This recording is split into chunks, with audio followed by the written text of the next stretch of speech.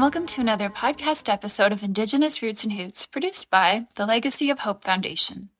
Roots and Hoots is about Indigenous peoples and culture, past and present, success stories and inspiring stories about Indigenous people and what they are doing today. Whether it's arts, music, sports, business, education, and so on, Indigenous people are affecting positive change in their communities throughout Canada. Our aim is to create a better awareness about Indigenous peoples to help bridge the gap of understanding for the reconciliation process in Canada to grow. Today's guest is Barry Sarazin.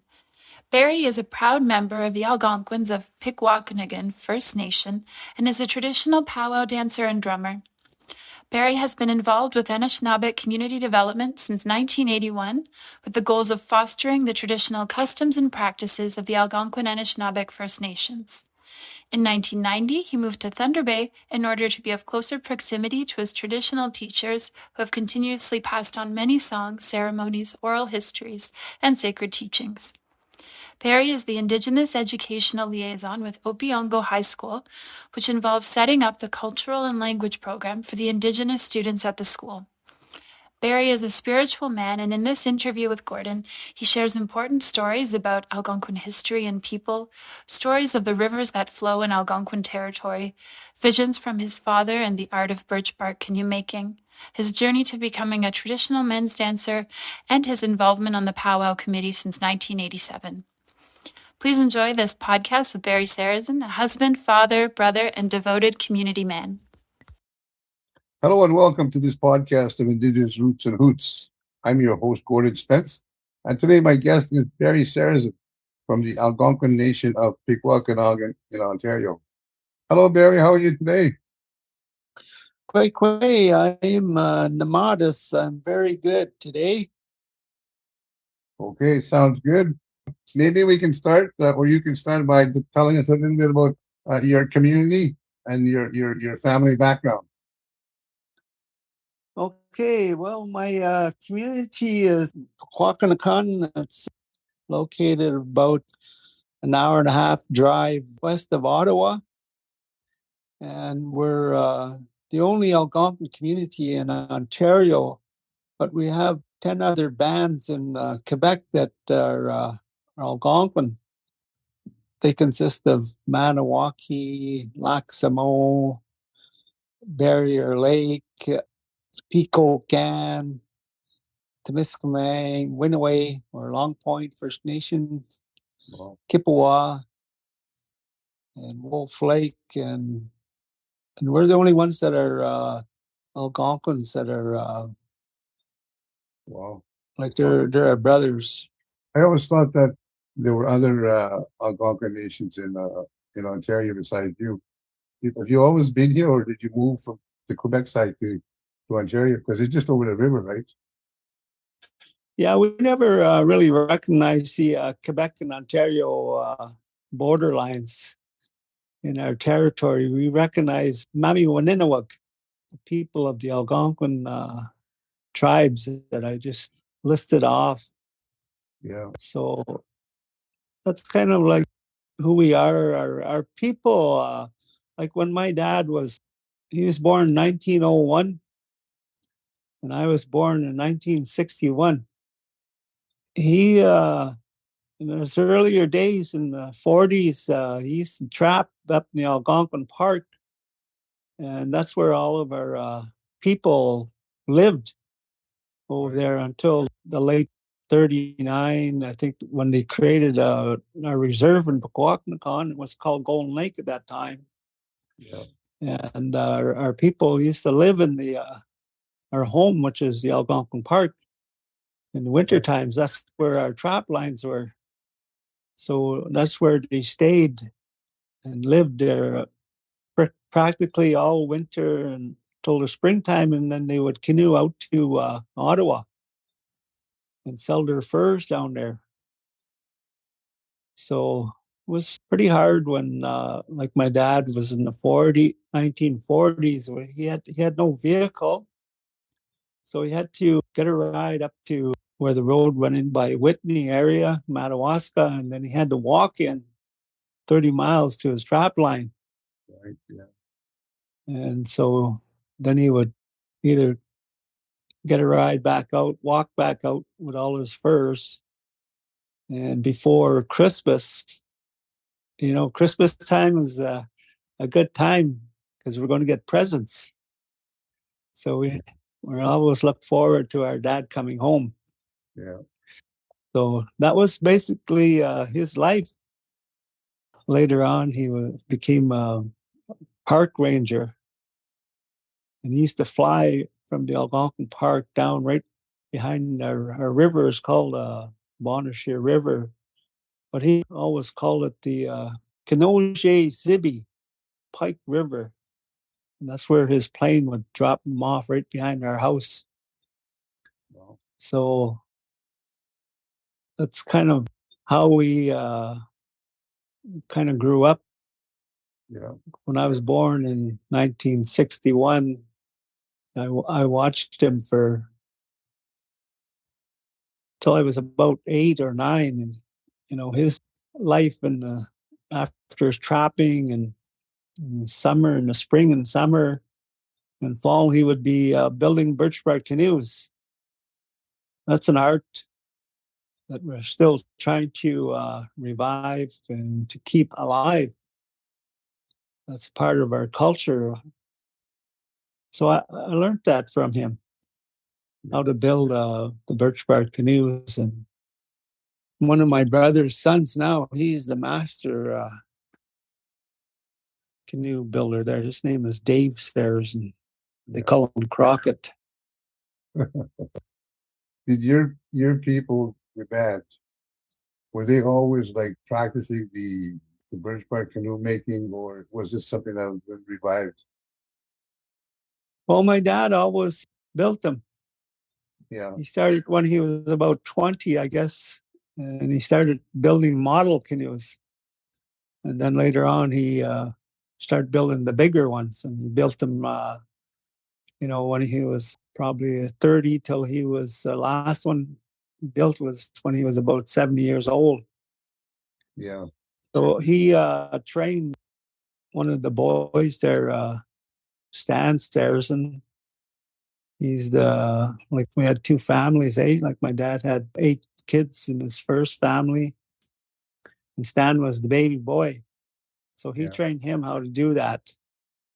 And then they trained other members in the community how to build birch bark canoes. And before Stan passed away, he taught Dave how to build birch bark canoes. So he's the master now in Pikwakanagan, and I'm the apprentice. Okay. So it's still going on, still carrying it on. Well, we'll pick up on that a little bit further down the podcast. But I want to ask you about what's your current occupation. Are you work in a school or something like that? Well, I worked in our community school for 19 years, and just this January, I took over a job here at our high school, which is located about 20-minute drive going east of our community. It's called Opeongo High School. And I'm what they call the Oshkabi Sense Education Liaison Worker for the high school students here. Okay. Tell me more about that. What do you do? Like you work closely with Indigenous students? Yeah, I work with all of the Algonquin community members. That's our priority, but there are Inuit students here and Métis students. So I work with all of them. I have a caseload of about 38 students I got to work with from grade 9 to grade 12. So I'm just trying to set up their cultural and language program for them because they never had it here for all the years. I came to school here I graduated in 1986 from here. So we never had that, any cultural or language here within the school when I was going to school here. Yeah. And they never had that, after I left, and they still didn't have it up to probably now that they hired me. So all the young students I taught while I was teaching them on the reserve, I now see them here. So I speak the language to them. And they just look at me and they say, well, we don't quite understand, but they do have it in elementary school, but they don't have enough teachers there. They only have one teacher for 2 schools. Yeah, that's a problem in the other areas too, where they don't have enough teachers. In some places, they have to import teachers from different communities. Yeah. You just started in January. You said it must be exciting to do something new with older students, students that you worked with before. You must have some pretty good ideas in mind that your cultural and language projects you must have in mind. Do you have something you want to share with us about that? Yeah, I have a vision for them in regards to cultural, and like I want to bring in Dave or Crockett. He's the master canoe builder to start building small canoes with them, maybe 3-footers, and the next couple of years, getting up to build at least a 12 or 14-foot birch bark canoe right here in the school. So that'd be really exciting to see if we can get a couple of youngsters, whether they're boys or girls, to take on that fire and make it work and keep that art building birch bark canoes alive. Yeah. Well-being. Other things that I have in mind for them, like they're going to give me a pretty big room there, so I want to be able to get a freezer in there and teach them how to field dress a deer or field dress a moose, and learn them how to break down the meat to make your hamburgers and your sausages and your steaks, and what do you do with the bones after? Like, you can make tools out of the bones, scraping tools, scrape hide. So that's what I pretty much have a vision for them, where I can take them out to the trap line and teach them how to trap, how to skin the furs, and also incorporate the elders from the Pikwakanagan who still do trapping. Not too many of them do. I see Cliff Modest there. He's still trapping. Got to bring in his skills, and his grandchildren, great grandchildren are going to school here, so it would be good to have that knowledge passed on. How they dry furs, and what they can do with them. I'm sure there are going to be a lot of non-Indigenous students who would be curious and be interested in participating in some of your classes. Would you be them as well? Oh, yeah, it's open for all of them. When I go and talk to them in classrooms, I said, that's, who we are.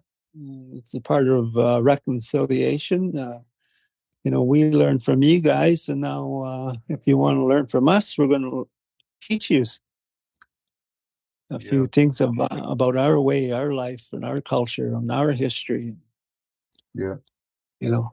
I think there's a lot of non-Indigenous people are very interested in learning about Indigenous people. That's been so hidden from them over the years, and now that it's just emerging more inclusive to for everybody to better understand Indigenous people and their way of life. So it's very good to see that happening across Canada, and I see kind of a revitalization of Indigenous culture and language happening across this country. Yes. Growing up as a child, were you taught your traditional language and culture? Well, I tell people back home, I tell them I learned how to dance here. I learned my language here. After I went away when I was about 17, I went down to Ottawa, and then I met up there with some families. There were 7 or 10 of us, anyways, from different nations. There were some Crees, there were some Ojibways, and Paul Najwan there was our lead singer for our drum group at that time in the 81 when we started as Whirlwind Singers. That's who they called us. Yeah. So there we, 1982, we met elders from Kenora. So that's basically how I got into drumming and dancing after I left reserve. But I always tell people, my outfit comes from here. Like my dad, after he passed away in '84, I had a vision of my moccasins, and he died in '81. It took him 4 years. I had a vision. My dad's hands came out of the dark, and there was this little cupboard there with the light shining out of it, and his hands pulled those moccasins out of in my vision or dream, and he pulled them out, and he says, "So you forgot these, son?" And that's what he said to me. So I looked at those moccasins, and that's how I beaded them up, and how I made my own moccasins, and that was the start of my dance outfit. Wow. I guess he wanted to tell me that, like I lost my way when I was young, 16 to probably 20, 21. That's when I quit drinking and stuff like that. Yeah. So he gave me that. And then 82 or whatever, I had another vision of I was dancing at this powwow. So that powwow was our grounds, what we have today in Pikwakanagan. I started that in 1987 when I was going to university in North Bay. People were always asking me, well, we have a powwow. Chief and councils were always asking, the people were asking them, how come we're not having powwows? So in '87, I moved up to North Bay and to study over there after I finished Algonquin College in Ottawa. I took a commerce program there. So I coordinated the people back home. People are always asking me, let's have a powwow. So, well, let's have a powwow then. No. So that's when '88 when we started to have our powwow over there in Pikwakanagan. So that was a long journey just to trying to make our powwow grounds within the community, because we had about 3 or 4 sites before that, trying to decide where we're going to build it. Yeah. So, well, I've been to your powwow a few times. I every time I go, it's just a beautiful setting. Especially, I can't remember all the birch trees that you have on one of your sites. It's not a big powwow, but it's very close knit, and we really enjoyed our time there. So good luck with that, and I'm glad your people have brought it back. I remember when it just started. I was working at the Wadawa Native Friendship Center here in Ottawa, and I think that's around the time when I first met you. yeah. I've known you for some time now.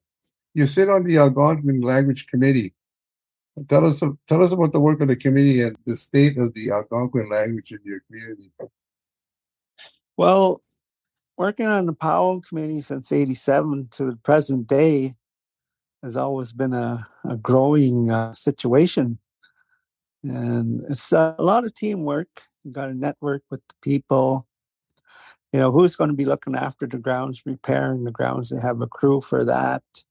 They have the finance people, who's going to be taking care of all of the people coming through the gate, who's going to take care of the drums, the singers, and the ones that are coming in. So we have a whole 20 people working on the committee, and I'm kind of more the advisor for the spiritual drums that are coming in.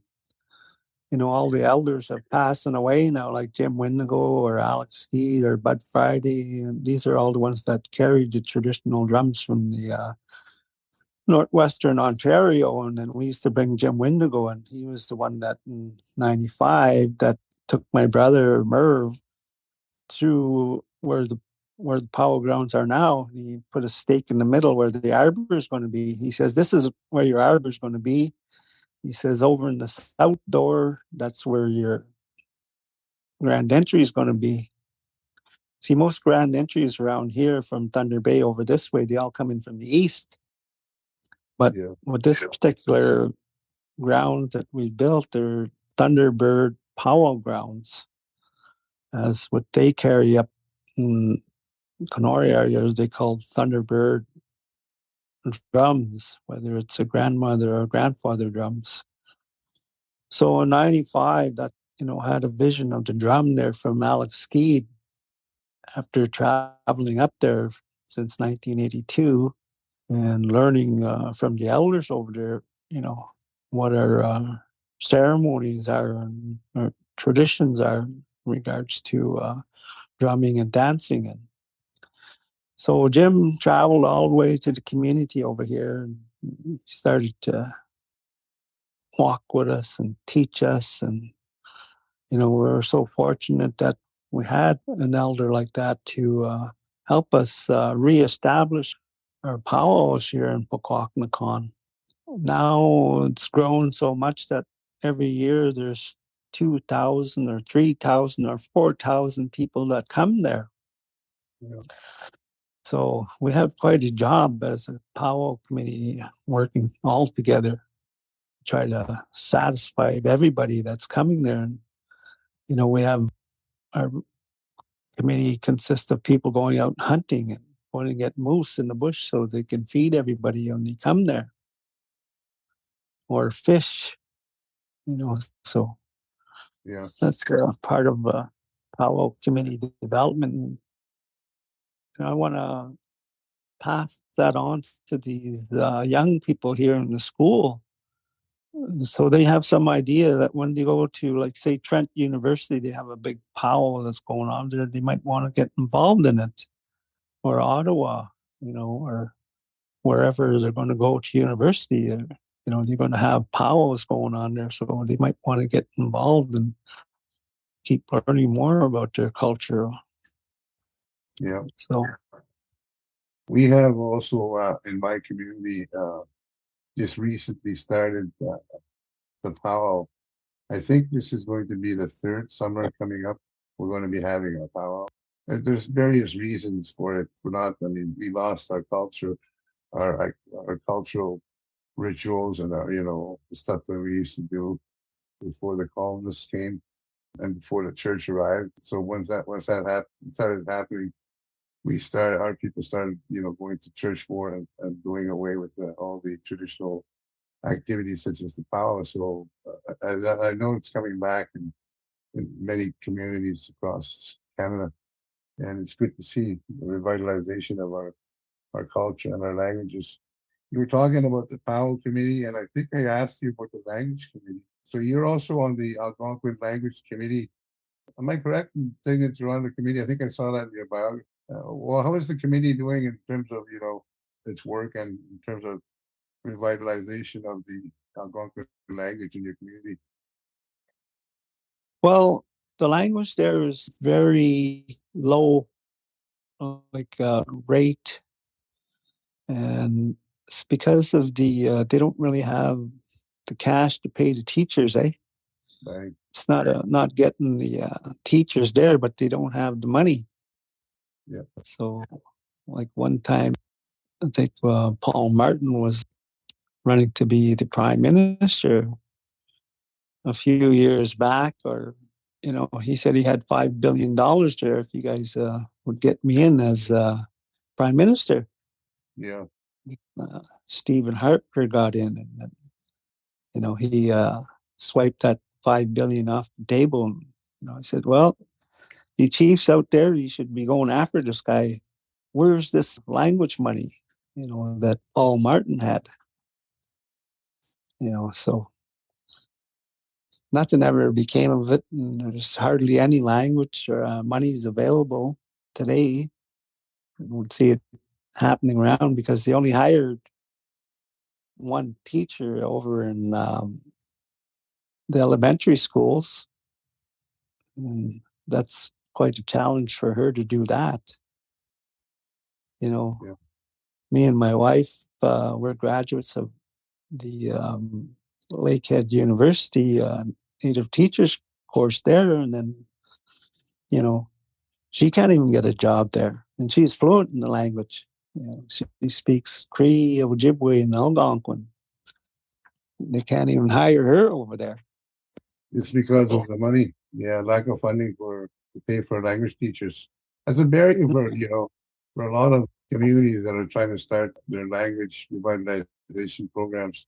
Funding is one of the other major hurdles, obstacles, barriers. I think it's probably a better term in the efforts that they're trying to make with language revitalization. So yeah, so that's been happening. That's a barrier with many First Nations across our country. You also spent some time in Thunder Bay.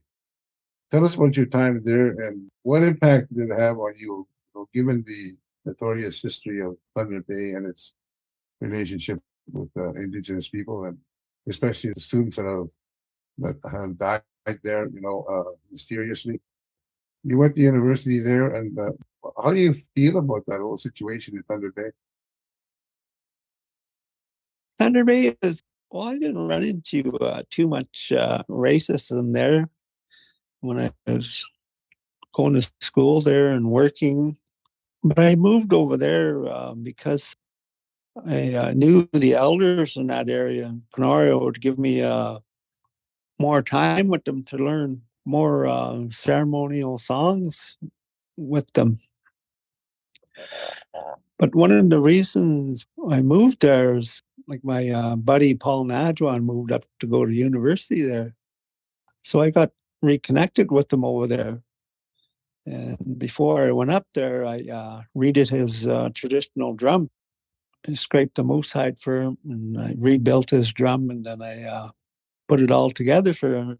And then I went up to Heron Bay powwow with my daughter there, and I gave him his drum. I never asked for anything. I said, here you go. Let's sing together. He said, okay. So 1991, I moved over there, and I worked for Windamagan and another business over there. We had to fly up to certain northern communities and do economic community development up there. But when I was over there, I had a vision of my traditional eagle bustle that I dance with because I'm a men's traditional dancer. Well, I didn't want to be a men's traditional dancer. I wanted to be a grass dancer. But when I was over there, I had a vision of this eagle. It came to my window for 4 days and 4 nights after when I was dreaming. And this eagle would come to my window. Then on the 4th day, that's when Paul Nadjuan came to my house and he presented me with this full eagle. And I said, oh, what? So I said, well, I guess I have to be a traditional dancer now. Yeah. So I met another friend over there. His name's Johnny Pierre, and he passed away now. And he wasn't that, he was only maybe 48, 50 years old when he passed away, but I became good friends with him. So I said, I need you to help me. I gave him some tobacco and some gifts, and he says, what? I said, I need you to put together this eagle bustle for me. So he said, sure, let's do it. Well, going to do it right away. And he says, what kind of colors you want on it? And I said, well, whatever, green and white or whatever. So we made the bustle up, and I started dancing over there as a traditional dancer. But I always come home and dance at our powwow here too. Describe to our listeners what a bustle is. An eagle bustle is an eagle, and you put it together. It represents the sun rays, and the eagle. The eagle is also represents the Thunderbirds. When they leave here, they go into the heavens. They turn into Thunderbirds over there. And when they come back here, they turn into either a golden eagle or a bald eagle. The golden eagle is what they call a canoe. And the bald eagle is called Mega Z. So there's a story about that, about the eagle that came down, and there's a song that goes with it. Alex Skeed had a vision of it and says, I seen the eagle and I heard the eagle.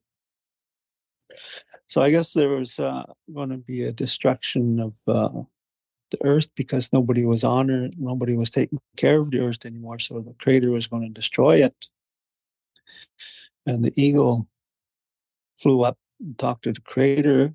He says, no, there's two people over on the hill there. They have a sacred fire going and they're burning tobacco and they're praying and then talking about, taking care of the earth.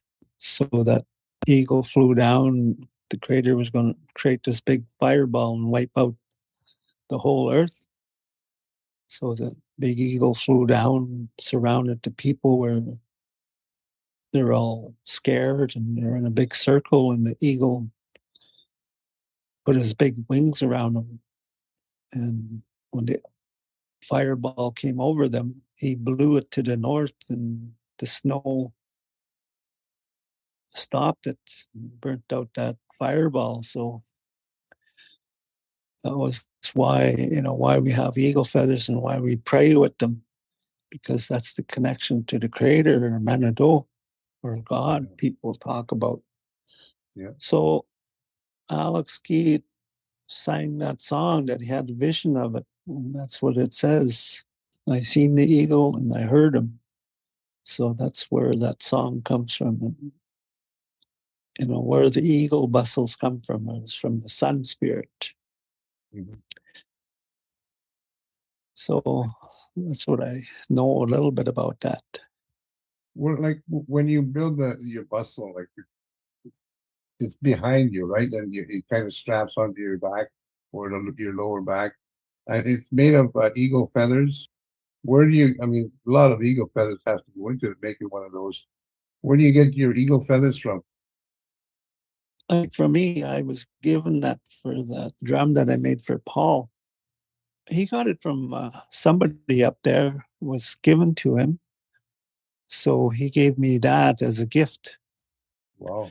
Sometimes the eagles, they get trapped in traps, trapper traps. Yeah.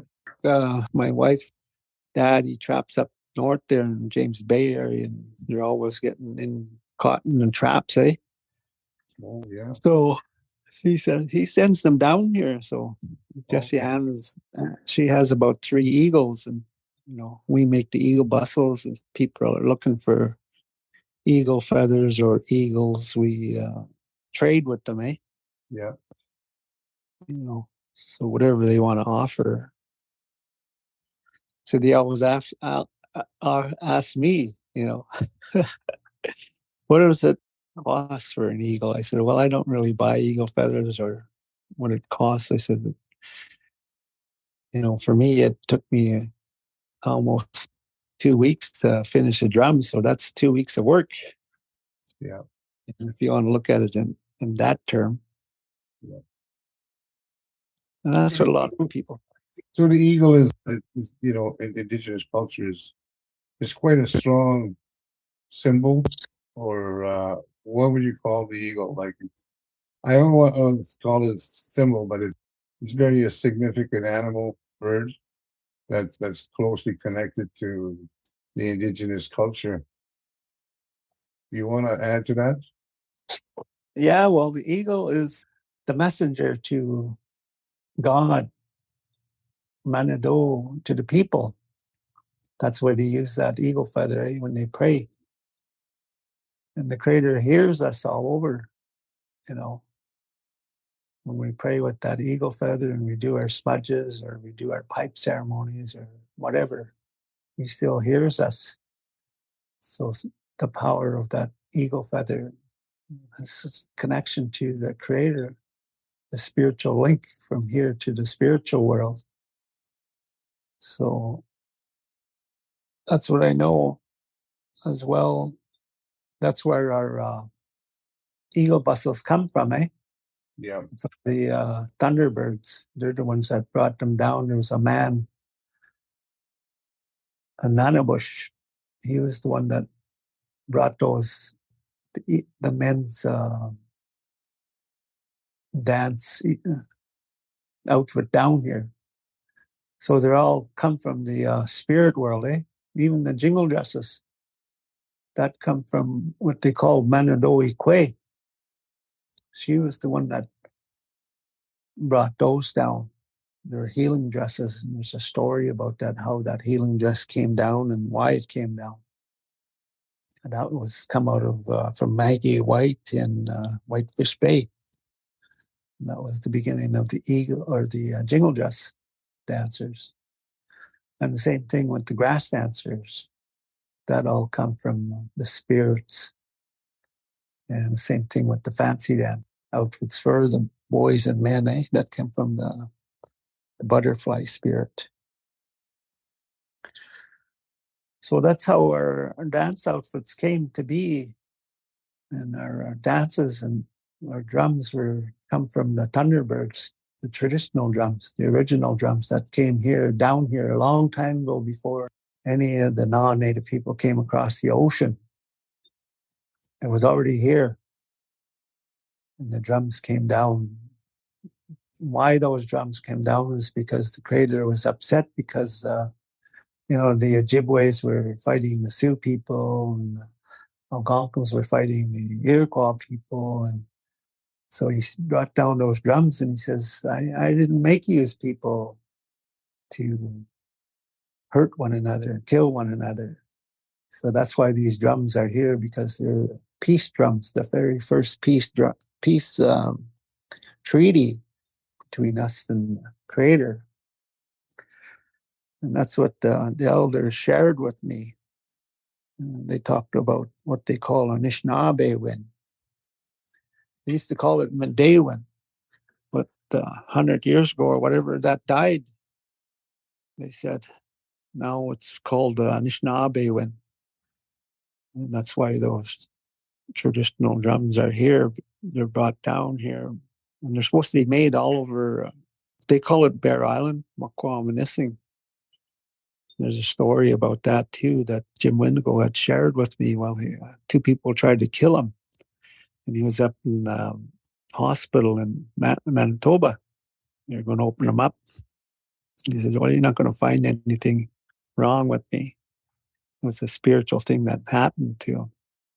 He said the Creator, or Nanabush, who came to his window, was 7 stories up. He says, I'm going to come through the window. I'm going to talk to you. He says, okay, well, come on in. So he went right through the window and he started talking to him about different stories. He says, oh, you look like that man from in the Bible. He says, no. He says, that's not me. He says, that's Jesus. He says, I'm Nanabush. He says, I'm the one that made this side of the world over here with God. He says, oh, okay. He says, I want to tell you something, okay? He says, I like you. He says, Jim. He says, I like the way you carry your traditional drums. Your grandfather you carry and your grandmother drum. I hear you.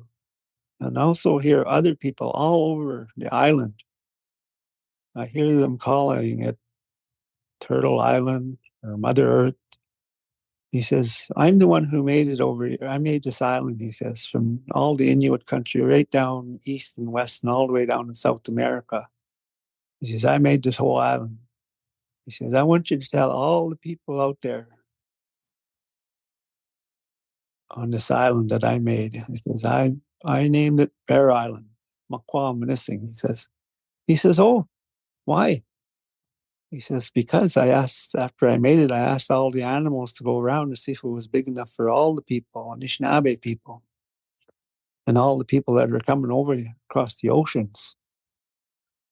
And the only one that made it around the whole island was Makwa, the bear. He could go up big hills and go up trees, and he can fall down off big rocks and he won't even get hurt. Mm-hmm. So after he made it all the way around there, he asked the bear, is it big enough for everybody? And he says, yep. So he says, that's why I call it Makwamanising, he says. That's the true name of this island over here. So that's a true story. That he had a visitation with Nana Bajou in this room. Several stories up in the hospital, and nobody interrupted him. He was there. He said if it's for 3 hours talking to the Creator. He says, I hear everybody out there when they pray, you know. So just wanted to share that. Tell us about your involvement with Kitchi-sippi singers. Are you a singer and a drummer, or I know you're a dancer. You drum also and you sing. Yeah, I'm the lead singer of that drum.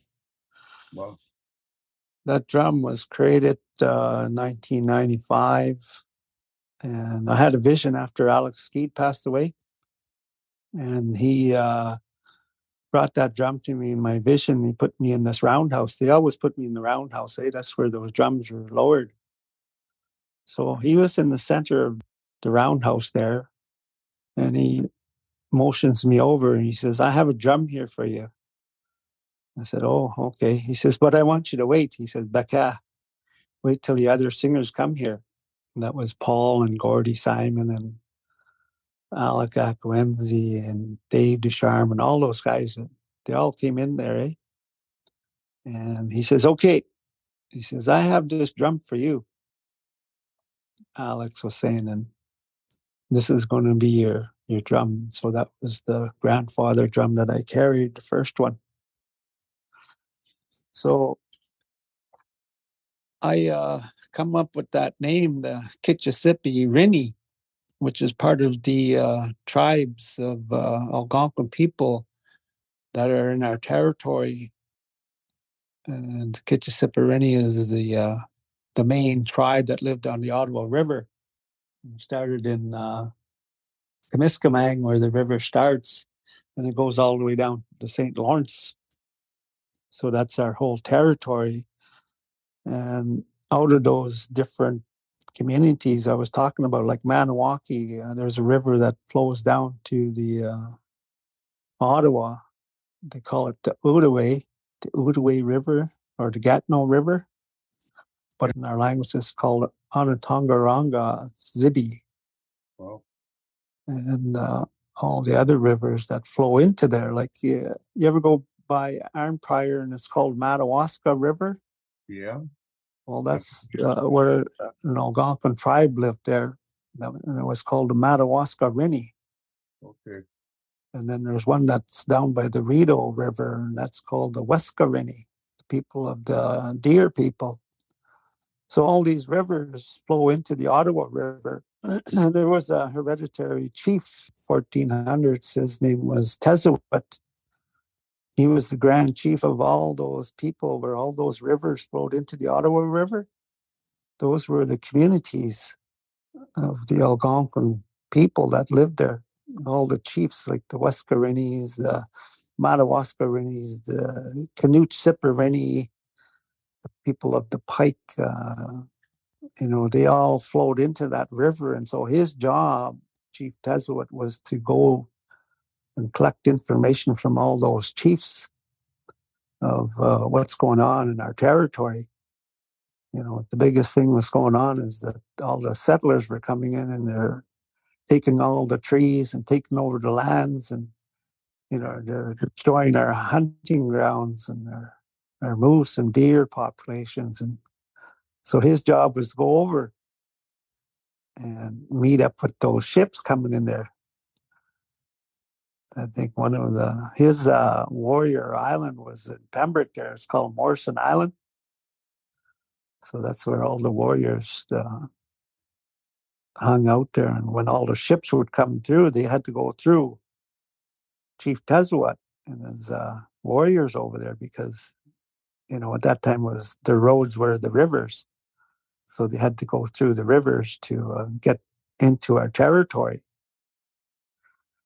So one time, I think Jock Carchair was coming through, and he got through the Warrior Island there, Morrison Island in Pembroke. And so Chief Tezuet sent his warriors up the river, and they captured him, and they brought him back. And he says, where do you think you're going? He says, well, I'm going into the land to explore. I'm here to explore. He says, no, you're not. He says, I'm the chief, the grand chief of this territory here, and you're not allowed to go past here. You do, or you'll be killed. So he sent them back to France. And so the king of France says, what are you doing here? He says, well, I was captured over there by the Algonquins and they sent me home. Why? Why did he send you home? He said, well, I didn't give them gifts and I didn't honor them. Yeah. So he came back and he made some honorary gifts for him. And so I guess he was the head minister of transportation at that time. Yeah. Okay. Yeah. That's a true story. Very interesting. I mean, I could sit here hours talking, listening to your stories about, history of the Algonquin people in the area. Oh, I was going to tell you about the drum name. Yes, go ahead. So that drum name became Kitchi-sippi-rinni, the people of the Ottawa River. And so that's what I did in 1995 up to around 2000 when I decided to move back home. I went to all the Algonquin communities and I started to talk to them about the traditional Thunderbird drums. Yeah. In 1998, I worked in Winneway, Long Point First Nations, kind of like northeast of Chippewa, right in the bush. And that's where I had a vision of the grandmother Thunderbird drum. I carry both of them now, the grandfather and grandmother. Mm-hmm. And Jim Windigo is he's the elder that birthed those drums from his drums. His drum is the original drums that was given that from the original drums. They still have them, one of them in Kenora area. I think it's a grandfather drum they have over there. So these drums that I carry, I didn't know I was getting into that. That's what I carry now. And so it all has to do with Anishinaabe when our traditional conservation systems and why we hunt, fish, and trap, and why we do these ceremonies to make more fish or we make more animals or make more trees. So that's our traditional conservations using those drums in ceremonies. And that's what he taught me and the elders up in that area. That's why these drums are down here today. They're ceremonial drums. So that's descendant of those drums, or I carry are descendants of the very first two drums that came down here. And what a job it is to carry those, because you have to do feast and you have to be a hunter, you have to be a fisher, you have to be a trapper to do all these things, eh? Yeah. That's what I did when I went traveling around in our territory talking to people about that, eh? Yeah. So that's what I do. That's my job. I guess I got to do that because I had a vision of it. So it's a spiritual thing and I have to keep carrying it on. And you have to learn your language, eh? Because each one of those drums, they have a grandfather spirit in there or a grandmother. And they only speak the language. When they want to give you a song, they only speak the language. They'll say, do you know this song? Yep, I know that song. And I'll wake up. I don't know the song. Yeah, the drum is very, it's more than just something that makes sound. With Indigenous people, it's a very sacred thing. It's got meaning, it's got life, and it's got spirit in it. So for people that are listening to this conversation, the drum is not just a drum, any drum. It's very, very powerful and has spirits in it and spirituality in it, and it's very significant part of Indigenous culture. Yeah, it's the same thing as within the Bible. Like in the center of that drum, in that heart of that drum, that's where your seven grandfathers' teachings today. Yeah. Honesty, respect, bravery, and whatever. Those things are inside there with that spirit there. So you're carrying that, and so you have to. It's a very, very sacred thing, and you can't drink alcohol or do drugs. Yeah. know. The last thing I wanted to talk to you about was it's about reconciliation, and it has been a buzzword recently in our country, both from the native side and non-native side. People wanting to, with I guess ever since they discovered the graves, children in the residential schools, and Canadians, I think, were appalled, stunned, astonished, and hard to believe that this actually happened. Since then, things kind of changed, I think, with the way people think about Indigenous people, Indigenous issues, and our history. So efforts have been made by government, by non-government, by Indigenous people, by non-Indigenous people. It's good to see people making efforts to make our country better. And reconciliation is the buzzword that's been going around. And I wanted to ask you what your thoughts are about reconciliation and what people are doing to make our country a better place to live for everyone that lives here. Yeah, there's pretty interesting things going on with that, especially with the 94 reconciliation recommendations they have. You gotta, like the government, they have all our funding. They got everything they took out of our lands. They took all the oil and the gold and silver and trees, and they have trillions of dollars out there. They got rich off us, ours, and it's supposed to be equal. So now they have to wake up and say, well, now you got to commit funding to our schools. We need our schools to have our languages. That we need that. They have to commit funding that they're going to ensure our living conditions and better water on the reserves and better housing. Up north in James Bay area, there's like 22 people living in one house. And to get housing up there, you have to ship everything in. They have regulations there where you can't build log houses or whatever. Everything has to be shipped in. So those are some of the things that society have to realize, that it's like a fourth world country out there, and a lot of the First Nations areas, and food is hard to come by, and a lot of them, they don't have big stores, big Walmarts up there. They have to pay twice, three times the price. So they got to look at developing Anishinaabe cultural, historical awarenesses as well, and programs. That has to be put in school system from kindergarten all the way to grade 12, and also the university and colleges. Our cultural has to be within there so it survives. And the same thing with the language. There has to be committed funding there.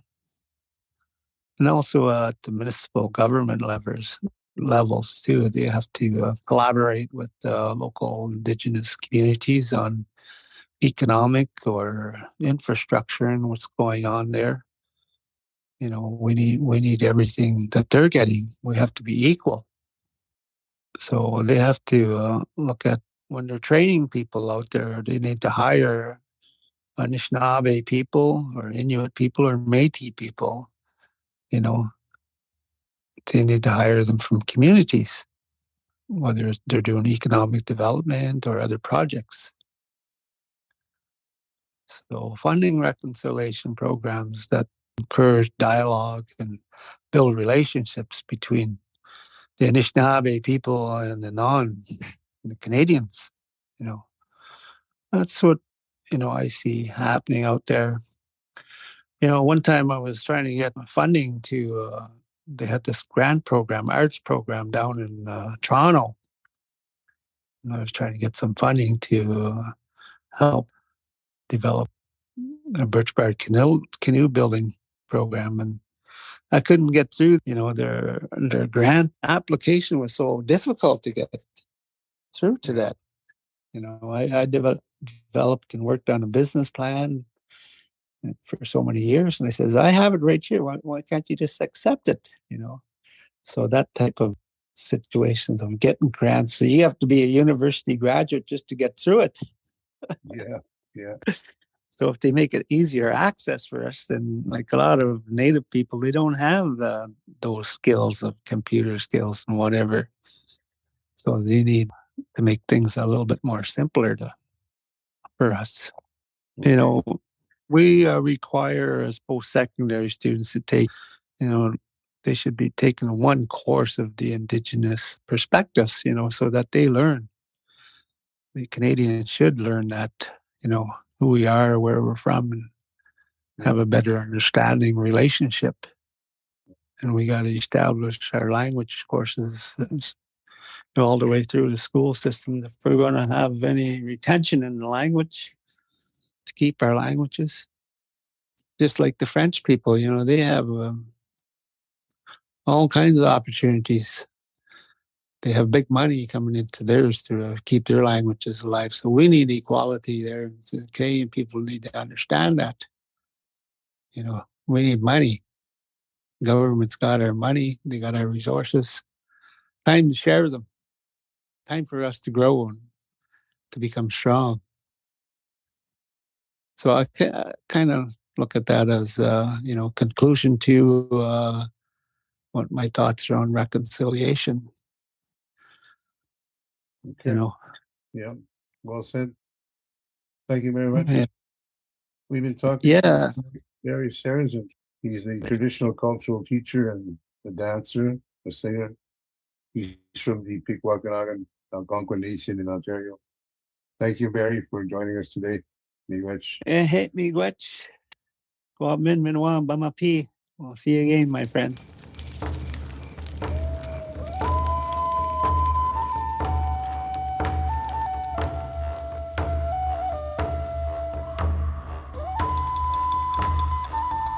Roots and Hoots is a podcast project produced by the Legacy of Hope Foundation. Music is provided by David Finkel. For more episodes like this and to learn more about the work we are doing, please visit www.legacyofhope.ca to learn more.